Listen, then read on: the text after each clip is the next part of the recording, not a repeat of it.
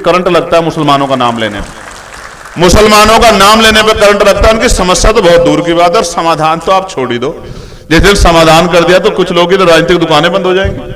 जो लोग राजनीतिक दुकान चला रहे हैं मुसलमानों के आधार पर, उनकी तो राजनीतिक दुकानें बंद हो जाएंगी अगर समस्या का समाधान हो गया। मतलब अगर मुसलमान यहाँ उसको इंसान जैसी जिंदगी और इज्जत सम्मान मिलने लगा, हक अधिकार मिलने लगे, उनके साथ जुल्म ज्यादती बंद होगी, धर्म के नाम पे, क्षेत्र के नाम पे अपमान बंद हो गया, तो मैं कह रहा हूं कुछ लोग तो राजनीति खत्म ही हो जाएगी, घर बैठ जाएंगे। जब पूना पैक्ट हो रहा तो बाबा साहब ने कहा था, उनको समझाया गया, मनाया गया, डराया गया, तो बाबा साहब ने कहा आप मुझे चौक पे ले जाके खंबे से बांध के फांसी दे दो, मगर मैं अछूतों के अधिकार के साथ समझौता नहीं करूंगा। मेरी बात को आप याद रखें।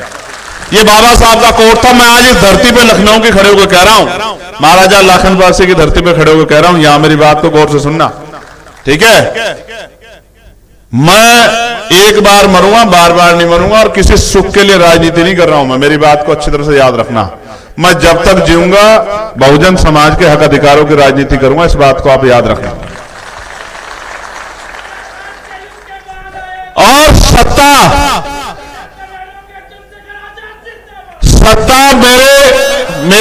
मेरी जेब में नहीं है। अगर सत्ता मेरे जेब में होती या मुझे व्यक्तिगत कहीं से सत्ता लानी पड़ती, तो अगर मुझे हजारों लोगों के ऊपर से भी गुजरना पड़ता तो मैं सत्ता लाके आपके पैरों में रख देता। ये लोकतंत्र है। अगर राजतंत्र होता और तलवार के दम पे सत्ता आती तो मैं उस लड़ाई को भी लड़ता आपके लिए। मेरी बात को गौर से सुनना आप। लेकिन क्योंकि ये लोकतंत्र है और कलम से और वोट से शक्ति मिलेगी, इसलिए ये लड़ाई में जब तक आप अपना किरदार अदा नहीं करोगे, अपना रोल अदा नहीं करोगे, अपनी जिम्मेदारी नहीं उठाओगे, तब तक इस लड़ाई को हम लोग नहीं जीत सकते। और जिस दिन आपने अपनी जिम्मेदारी उठा ली, मैं गारंटी देता हूं आपको कि आजाद समाज पार्टी भीमार में जैसा कार्यकर्ता किसी पार्टी पे नहीं है। आज के समय में देश की किसी पार्टी के पास इतना मजबूत और ताकतवर कार्यकर्ता, संघर्षशील कार्यकर्ता नहीं। बस वो अपनी जिम्मेदारी समझ ले। पहला कार्यक्रम सहारनपुर में हुआ और आखिरी कार्यक्रम इलाहाबाद में हुआ।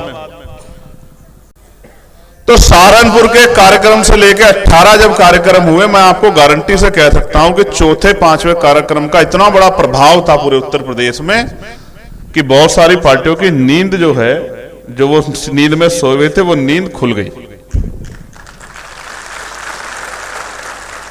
और बहुत सारे सोए हुए लोगों ने भी अपने अपने कार्यक्रम करने शुरू कर दिए। लोकतंत्र में होना भी चाहिए, कंपटीशन होना चाहिए। और ये प्रभाव मैंने महसूस करा जब हम कार्यक्रम में जाते थे, तो सामने पहले जो नौजवान दिखाई देता था, आज उसके स्थान पे कोई 50 साल के, कोई 55 साल के, कोई 60 साल के, कोई 65 साल के, कोई 70 साल के समाज के प्रबुद्ध लोग जो हैं, रिटायर हो गए हैं, और वो बैठे हुए हैं और वो बात को सुन रहे हैं। और जब मैं बोलता था तो महसूस करता था कि वो उस बात पे अपनी गर्दन से ऐसे, पक्ष और विपक्ष, जैसे कोई सहमत होता है ना, वो किसी को अच्छी लगती है तो ऐसे गर्दन हिला के वो समर्थन करता है, और सहमत नहीं होता तो वो उसको ध्यान नहीं देता कि चलो भाई जो बात कह दी, यानी कि उसके मन की बात नहीं हुई। तो मैंने महसूस किया कि 70% जो सीनियर लोग आते थे वो इस बात को महत्ता देते थे, कहते थे कि भाई हमारे मन की बात हो रही है। और आज भी ये जो लाइन है जहां मैं बैठा होता उसके सामने, इसमें मैं गारंटी देता हूं 22-22 साल से लेके और 70 साल तक की उम्र के लोग इस लाइन में बैठे हुए जमीन पे। मैं इसके लिए आपका दिल से धन्यवाद करता हूं, इस प्यार और विश्वास के। क्योंकि मैं और हमारे साथी राजनीतिक आंदोलन को देख रहे हैं, तेजी से बढ़ते राजनीतिक आंदोलन को।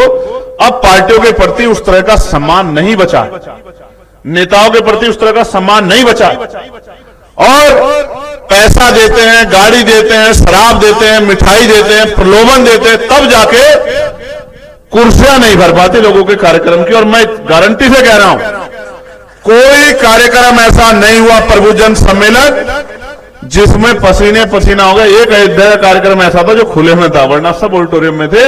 2,500-3 हजार की संख्या का, 4 हजार की संख्या का ऑडिटोरियम होता था, पूरा भर जाता था। और फिर ये जो बीच में जो नौजवान आज ये भी बड़े अनुशासन में है, वो भी वहां भी पूरा जोड़ लगा के और खींचम खींच, और बरेली और इधर तो इतना मुरादाबाद इतना डर लगा कि कहीं चोट ना लग जाए। मैं अंदर से घबराता रहता था कि महापुरुषों आज ऐसा कोई घटना ना हो जाए कि किसी की चोट लग जाए, किसी की जान चली जाए, तो मेरे ऊपर कोई इस तरह का दोष ना आ जाए।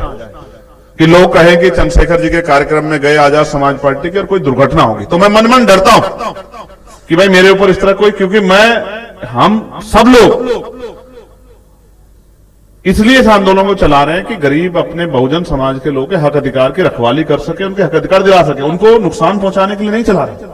तो मन में भय रहता है, लेकिन इतना महापुरुषों का आशीर्वाद है कि बहुत बड़े बड़े कार्यक्रम हुए, शीशे टूटे, लेकिन किसी परिवार को कोई नुकसान नहीं पहुंचा। आप देखते हैं साथियों, मैं इस बात को भी दोहरा देता हूं कि जब मैं निकलता हूं, कहीं से जाता हूं, तो जो मोटरसाइकिल पे नौजवान घूमते हैं, मैं उनको डांटता भी हूं कई बार कि भाई हेलमेट लेके चला करो, और उनसे आग्रह करता हूं कि तेज मत भगाओ, क्योंकि मुझे डर होता है कि अगर किसी को दुर्घटना में चोट लग गई तो ये जो विरोधी मीडिया के लोग उनके घर जाएंगे तो उनके परिवार के लोग इस तरह की बात ना कह दे कि चंद्रशेखर जी के यहाँ या आजाद समाज पार्टी की रैली में गए थे तो हमारा तो नुकसान हो गया है, और फिर ये लोग उसको इस तरह से प्रचार करेंगे। तो डरता हूं, तो इसलिए कड़वे अनुभव है, क्योंकि जमीन से आया हूं, चीजों को समझता हूं, तो मैं डांटता भी रहता हूं, कई बार गुस्सा आके दिखाता हूं कि भाई ऐसा मत करो, और मीटिंग में भी समझाता हूं भाई ऐसा मत करो। तो प्रभुजन सम्मेलन खत्म हुए, फिर हमने लखनऊ में मुस्लिम समस्या और समाधान के नाम से कार्यक्रम किया, और मैं आपको गारंटी देता हूं पिछले 25-30 सालों में इस नाम से कोई कार्यक्रम, लखनऊ छोड़िए पूरे उत्तर प्रदेश में किसी पार्टी ने नहीं किया, क्योंकि करंट लगता है मुसलमानों का नाम लेने पे, मुसलमानों का नाम लेने पे करंट लगता है। उनकी समस्या तो बहुत दूर की बात है, और समाधान तो आप छोड़ ही दो। जैसे समाधान कर दिया तो कुछ लोगों की तो राजनीतिक दुकानें बंद हो जाएंगी, जो लोग राजनीतिक दुकान चला रहे हैं मुसलमानों के आधार पर, उनकी तो राजनीतिक दुकानें बंद हो जाएंगी अगर समस्या का समाधान हो गया।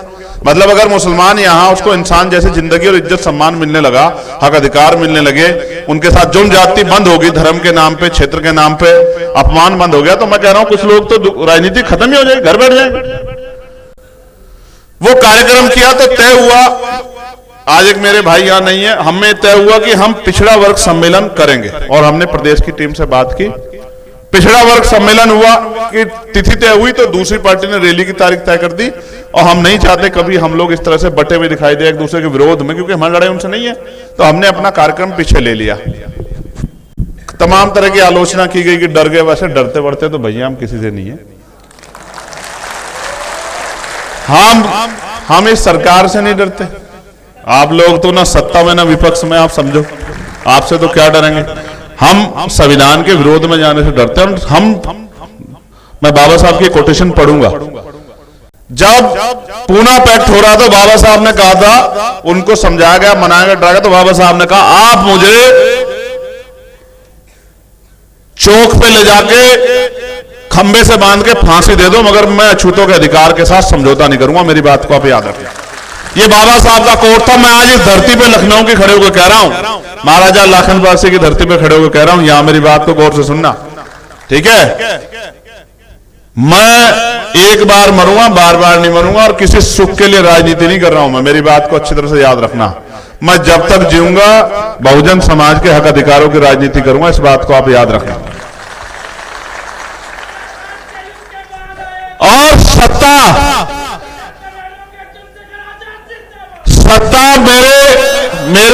मेरी जेब में नहीं है। अगर सत्ता मेरे जेब में होती या मुझे व्यक्तिगत कहीं से सत्ता लानी पड़ती, तो अगर मुझे हजारों लोगों के ऊपर से भी गुजरना पड़ता तो मैं सत्ता लाके आपके पैरों में रख देता। ये लोकतंत्र है।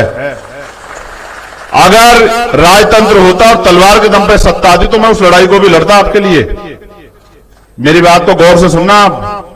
लेकिन क्योंकि ये लोकतंत्र है और कलम से और वोट से शक्ति मिलेगी, इसलिए ये लड़ाई में जब तक आप अपना किरदार अदा नहीं करोगे, अपना रोल अदा नहीं करोगे, अपनी जिम्मेदारी नहीं उठाओगे, तब तक इस लड़ाई को हम लोग नहीं जीत सकते।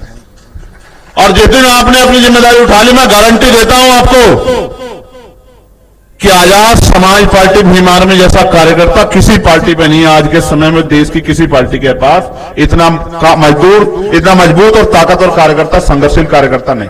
बस वो अपनी जिम्मेदारी समझ ले। जैसे वो मेरी एक आवाज पे पता नहीं कहां से आता है, उड़ता रहता है, इधर भी दौड़ता है, उधर भी दौड़ता है, और एडमिनिस्ट्रेशन कहता है कहां से आगे। अगर वो बस मेरे कहे से जो बात मैं कहता वो भी करना शुरू कर दे तो सारी बात ठीक हो जाएगी।